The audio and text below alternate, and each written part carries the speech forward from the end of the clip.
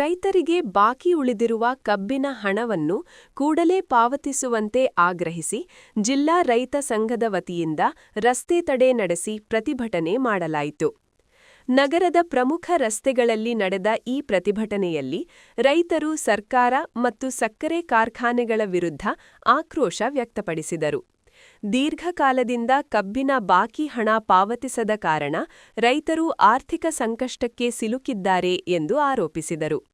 ಪ್ರತಿಭಟನಾಕಾರರು ತಕ್ಷಣವೇ ಬಾಕಿ ಹಣ ಬಿಡುಗಡೆ ಮಾಡದಿದ್ದರೆ ಮುಂದಿನ ದಿನಗಳಲ್ಲಿ ಹೋರಾಟವನ್ನು ತೀವ್ರಗೊಳಿಸುವುದಾಗಿ ಎಚ್ಚರಿಸಿದರು.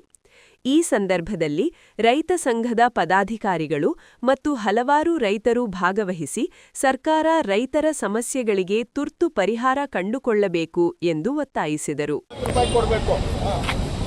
ಅದನ್ನ ಕೊಡಬೇಕು ಅಂತ ಸರ್ಕಾರ ಆಲೇ ಹೇಳಿ ಒಂದೂವರೆ ತಿಂಗಳಾಯಿತು. ಆದ್ರೂ ಈ ಕಾರ್ಖಾನೆ ಮಾಲೀಕರು ಸೊಪ್ಪು ಹಾಕ್ದೇನೆ ಆ ದುಡ್ಡನ್ನ ಕೊಡ್ತಾ ಇಲ್ಲ. ನಾವು 113 ದಿವಸ ಇಲ್ಲೇ ಚಳುವಳಿ ಮಾಡಿದ್ವಿ, ಅದು 150 ರೂಪಾಯಿ ಕೊಡ್ತಿರ್ಲಿಲ್ಲ. ಯಾಕೆಂದ್ರೆ ಸರ್ಕಾರ ಹೇಳಿದ್ರು ಈ ಕಾರ್ಖಾನೆ ಮಾಲೀಕರು ದುಡ್ಡು ಕೊಡ್ದೇನೆ ಇರೋದು ಭಾರಿ ಹಾಸ್ಯಾಸ್ಪದ. ಸರ್ಕಾರದ ಕಂಟ್ರೋಲ್ನಲ್ಲೇ ಅವರಿಲ್ಲ.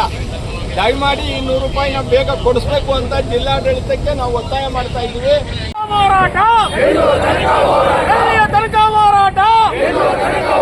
ಕರ್ನಾಟಕ ರಾಜ್ಯ ರೈತ ಸಂಘಕ್ಕೆ, ರೈತ ಚಳುವಳಿಗೆ, ಮಹಿಳೆಯರ ಹೋರಾಟಕ್ಕೆ ಅಯ್ಯಯ್ಯೋ ಬೇಕೇ ಬೇಕು. ಕಬ್ಬಿನ ಬೆಲೆ ಕೊಡಿಸದ ರಾಜ್ಯ ಸರ್ಕಾರಕ್ಕೆ